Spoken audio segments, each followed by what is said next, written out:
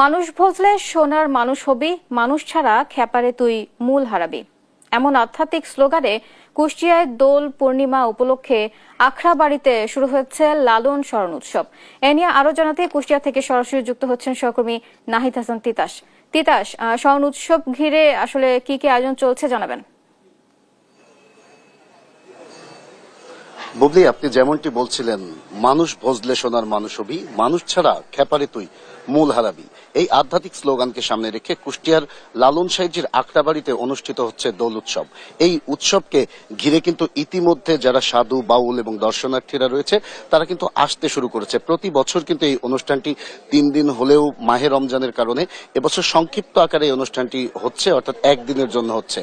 সকাল থেকে কিন্তু সাধু বাউলরা সাইজির এই আখড়াবাড়ি বারামখানায় এসেছেন এবং আসন গেড়ে খণ্ড খণ্ড ভাবে বসেছেন এবং গাইছেন লালনের যে জাতপাতহীন মানব দর্শনের প্রচার, সেটি কিন্তু চালিয়ে যাচ্ছেন। এছাড়া দুপুর 2টার সময় আলোচনা সভা সংক্ষিপ্ত আকারে হওয়ার কথা রয়েছে। সেখানে প্রধান অতিথি হিসেবে থাকবেন লালন গবেষক এবং সমাজচিন্তক ফরহাদ মাঝার।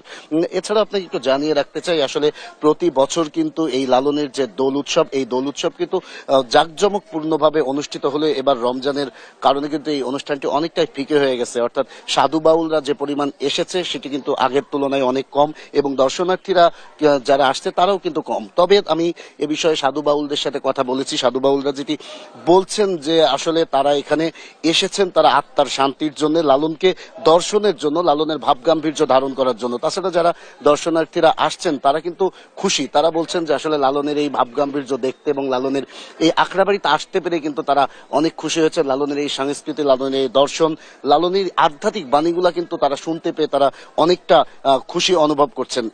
এছাড়াও আমি যদি একটু আপনাকে জানিয়ে রাখতে চাই, আসলে লালনের জীবন দশাই কিন্তু লালন এই পূর্ণিমার রাতে সাধু এবং বাউল এবং তার যারা অনুসারী রয়েছে তাদের নিয়ে কিন্তু ছেউড়িয়ার যে কালীগঙ্গা নদী আছে সেই নদীর তীরে কিন্তু দোল উৎসব করতেন। তার ধারাবাহিকতায় কিন্তু আজও লালনের ভক্ত অনুসারী যারা রয়েছে তারা কিন্তু এই দোল উৎসবটি আয়োজন করে আসছেন এবং আয়োজিত হচ্ছে। তবে যারা সাধু, বাউল এবং লালনের অনুসারীরা রয়েছে তারা কিন্তু বলছে এবছর সংক্ষিপ্ত আকারে হলেও কিন্তু আগামীতে এই দোল উৎসব হবে উৎসব মুখর পরিবেশে, এমনটাই প্রত্যাশা করছেন তারা। এই ছিল কুষ্টিয়া থেকে আমার কাছে সর্বশেষ খবর। বুবলি, তিতাস, ধন্যবাদ আপনাকে।